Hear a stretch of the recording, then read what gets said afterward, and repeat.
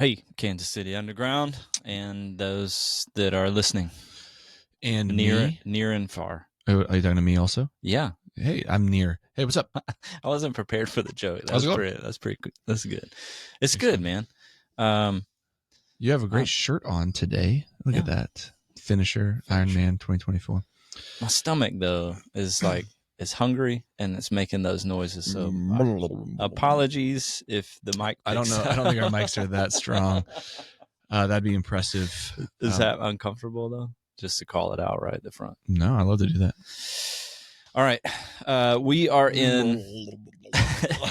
That's Cory. That's Cory. That's not true. We're in kind of a series where we're just hitting the tools through the missionary pathway and getting some podcasts around some of these tools. We've probably covered most of them through the last 3 or 4 years that we've done this, but they've often been connected to other things. We've talked about them in different Or ways. a series in and of themselves. So it's trying to be short, compact, sweet. Yeah. So we've done some prayer tools. We've got an interview in the prayer conversation about how that's integrated into our network. Last week we were on persons of peace. So if you're like, what does this mean to find persons of peace? Go back a week. Use these tools. They're not like the end all be all by any means. We're trying to hit high level stuff here. Just to add some color commentary to the tools. You can also find all of these tools on kcunderground.org/toolkit. So today we're going to do the blessed rhythms. So some of you are like, oh, again? And like, I hear your stomach. No one else can probably hear it, but I hear your stomach talking. You know, I also think that we use the word bless a lot. That's true. Blessing prayer. Yeah, we did the bless 5 a few weeks bless back. 5. So we just love to bless people and be blessed. Amen. And use that word bless.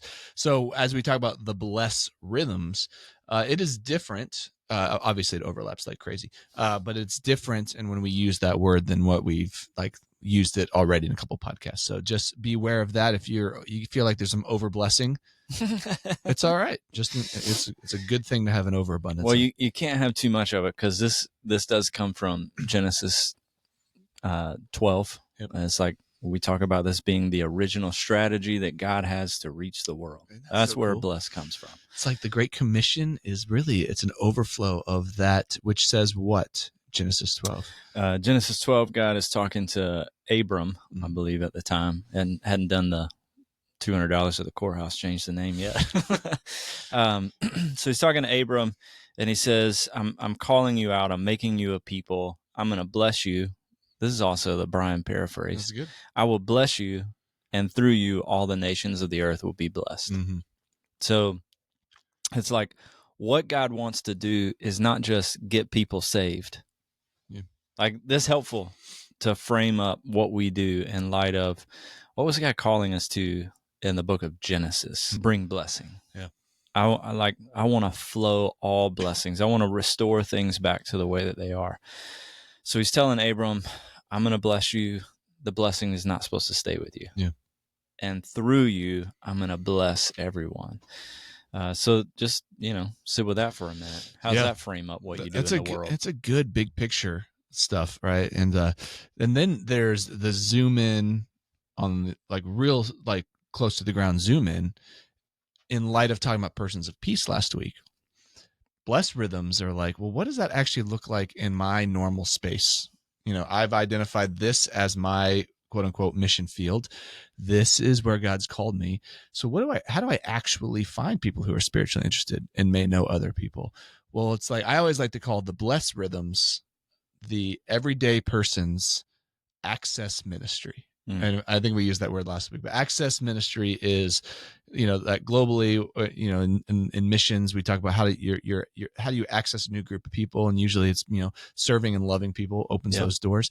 The blessed rhythms are like everyday access to access ministry to normal people, like to actually hear their stories and to be with them and to share what's happening in life.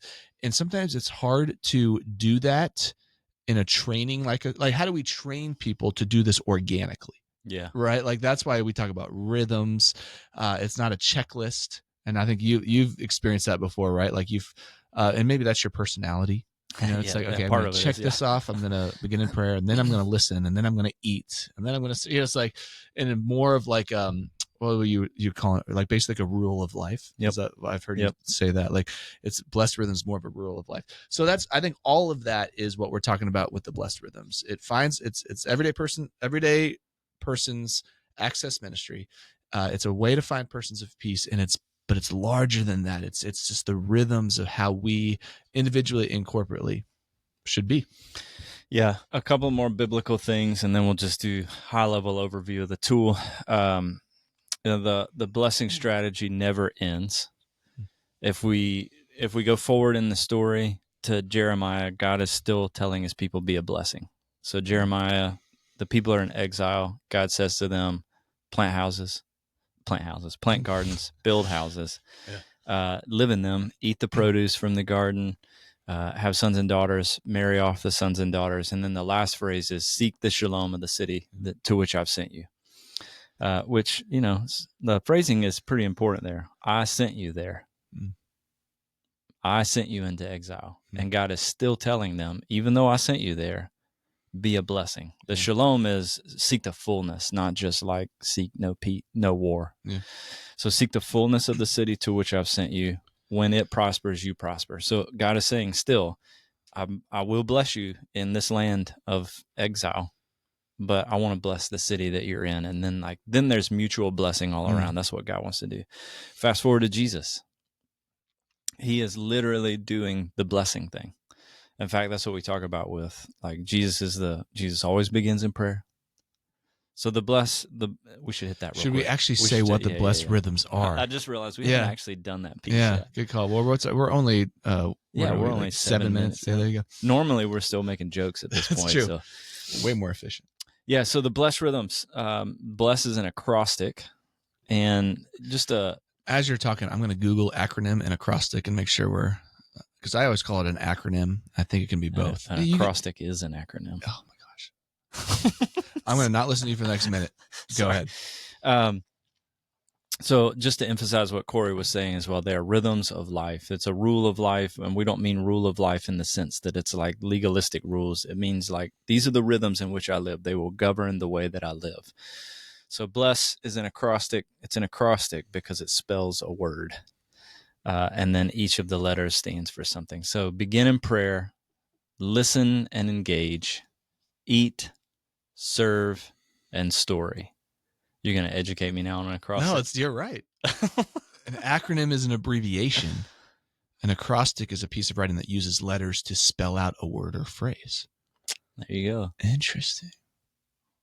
Continue on. Yeah. Well, you're welcome. That was probably the most education you're going to get today. Wow. So POP, person of peace, POP, would that be? That's an abbreviation and it's an acrostic. I mean, an acronym and an acrostic. But does it? It's POP. Oh, if you say it as POP. Yeah. Yeah. But if you're saying POP, that's that's an acronym. If you say bless, because it forms a word. It's an acrostic. Wow. Man, that's so great. I feel like I learned a lot on this podcast. But yeah, so you got all the bless. You're hosting it. I wasn't listening at all. I assume you just said all the bless ones. Well, I was almost. No, I did get. I think you got it all.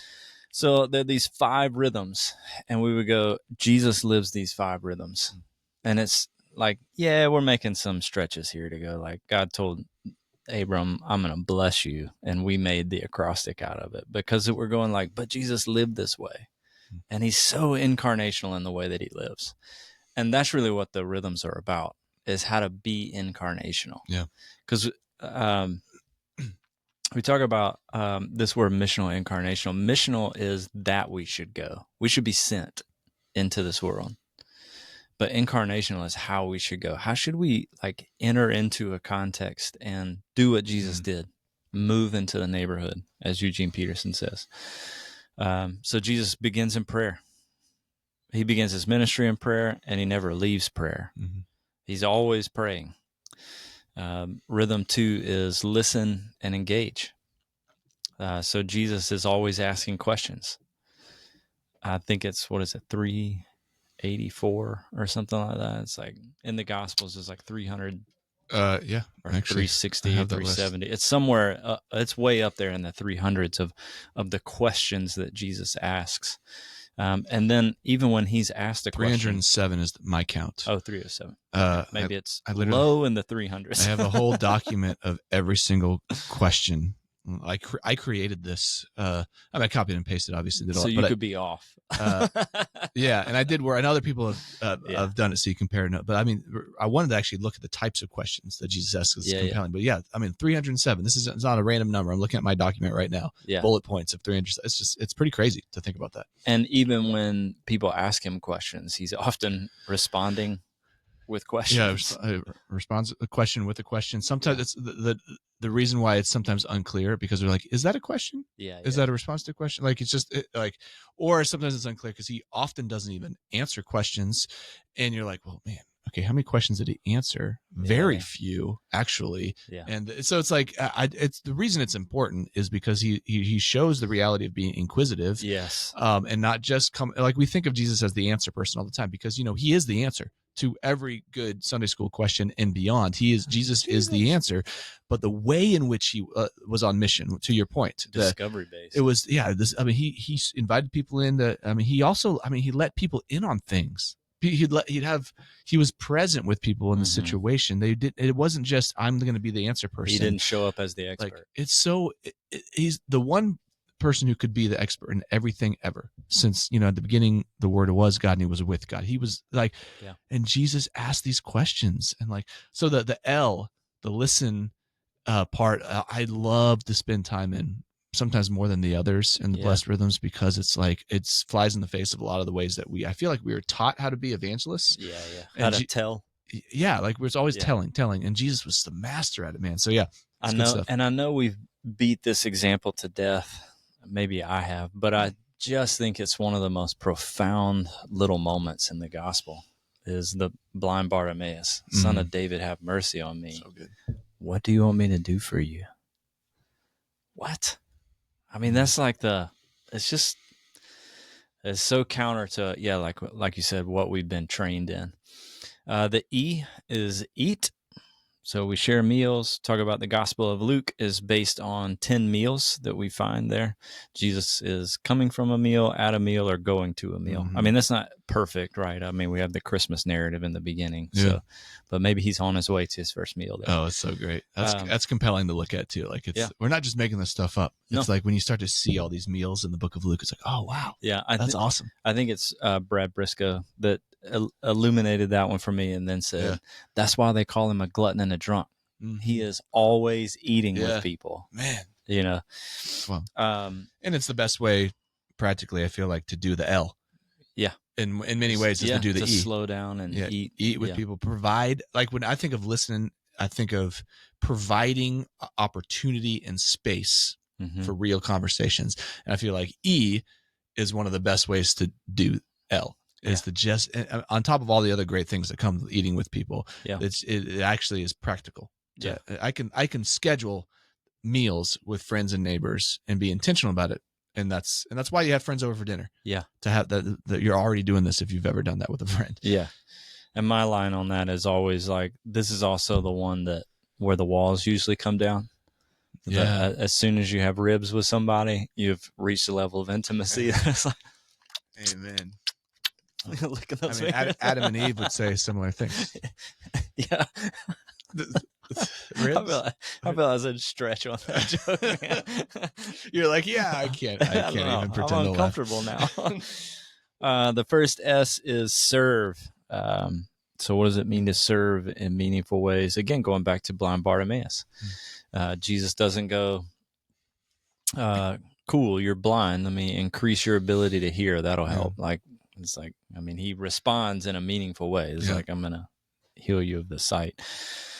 And then the last S is story. So this is proclaiming the gospel. It's what I love about the blessed rhythms. If you think about the missionary pathway, right, which is what we're in, this one fits in phase 2, live as missionary. Phase 1, extraordinary prayer and fasting. Phase 2, live as a missionary. Phase 3, plant the gospel. Phase 4 is church emerges. Phase 5, multiplication.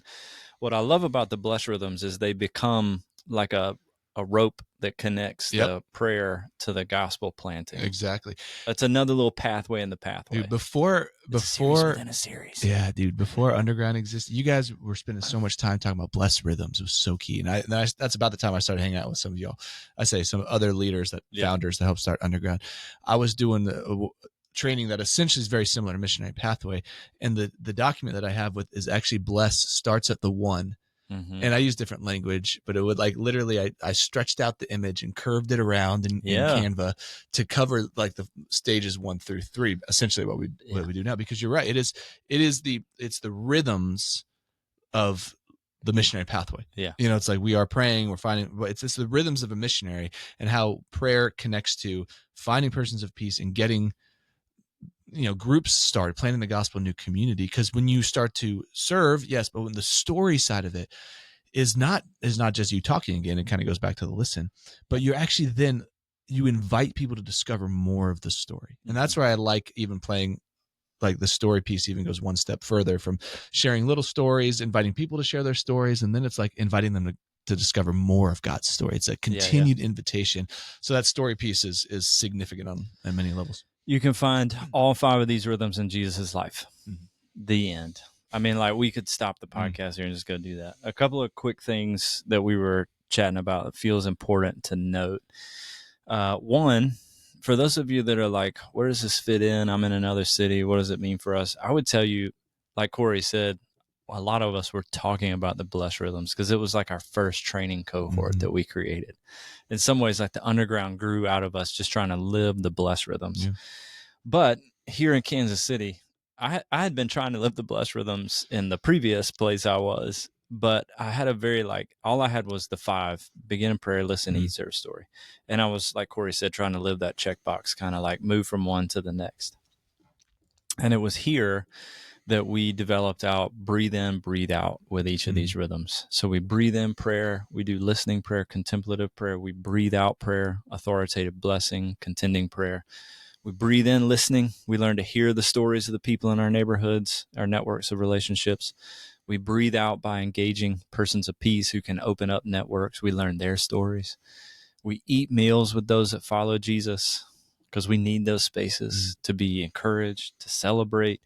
But we throw parties. That's another way to eat. That's breathing out, to open the table so people can step in and go, what does this community look like? Jesus was served. He didn't just serve others. There were spaces where he is served. So we need to create those spaces where we are served. And then this one is probably the biggest shift for me was I need to preach the gospel to myself daily. Mm-hmm. It's not just me proclaiming the gospel. I need the gospel. And if I don't know how to speak it to myself, I'm never going to be very effective at good newsing someone else. That's good. And then the other quick thing is, I have 2 more things. This and one other. One would be, it's like we've already said, just to say it again, it's not a linear move. Mm-hmm. You may meet someone. I mean, I think begin in prayer is essential. That's why we put begin there. Mm-hmm. It implies a starting point. Yeah. Okay. Yeah. But the rest of them are like, I'm praying. I see an opportunity to serve a neighbor. And from that, I get to meet them, learn a little bit of their story, and invite them to eat. Yeah. Or I'm praying, God, what can I do? It's like, man, this network of relationships just doesn't have community and party well.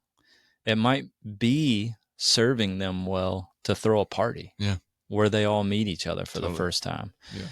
I think the B and the last S are like in their appropriate order. Mm-hmm. But there are relationships where I'm beginning in prayer, and the first thing I do is, I mean, maybe I'm listening to their story, and so I immediately go to the last S, which opens the doorway to share meals and continue serving. But so this is the last thing. Just as a missionary, I encourage you, how do you integrate this into your everyday life? Mm. And the truth is, you're already doing all 5 of these rhythms. Are you doing them with intentionality? Mm-hmm. Are they rhythms that guide? Like most of us are already praying. Mm. Like even in this quote unquote the secular world, there's a ton of studies about how people they're often throwing prayers up, hoping something works. Exactly. Prayer is like, it's a part of our lives. Not all of us are great at listening, but you still listen. Are you listening with gospel intentionality? You eat probably at a minimum 7 meals a week. Maybe you only eat once a day. I don't know. But your stomach is currently telling you that's what needs to happen. But 21 meals a week. Are you doing them with gospel intentionality? You're probably already a kind person, serving in some ways, or have elements of kindness in your life. And really what it's about is just going like, they're more profound, and it's a richer experience when I live the blessed rhythms in a particular network of relationships. That's exactly right. Yeah. I think it also moves like, hey, I should try to do this because I'm a Christian and Christians should be like this, to joining God where he's at work in that network of relationships. So you serve.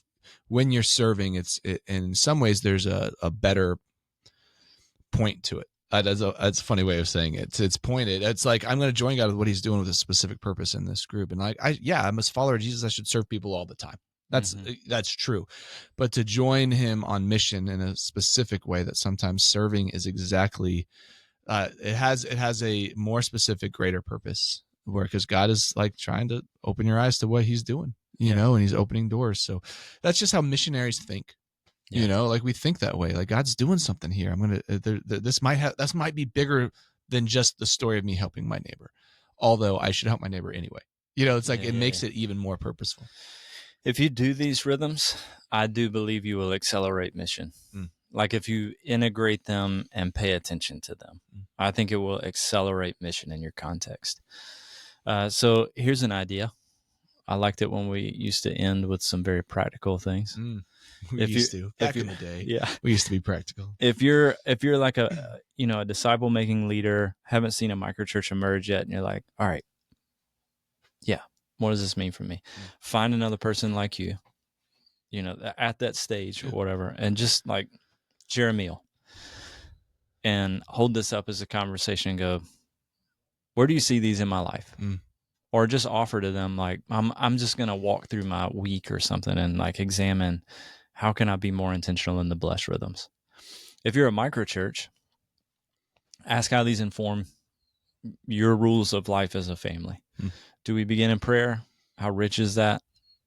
I mean, it's not about quantitative. It is about qualitative. How well are we doing at listening to each other?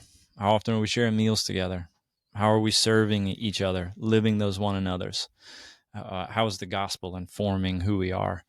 But also, as a microchurch, how are we living these blessed rhythms into the context in which Jesus has called us? So it just becomes not as a performance work review, but as like it might increase the quality of our experience as a family together.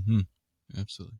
Anything else? No, that's good stuff. If you want to, in Spotify, you can search Blessed Rhythms, and I'm sure there's 3 or 4 other episodes on this. So I hope this is helpful to give a little color commentary to the tools that we have in Missionary Pathway. And there you go. See you next time.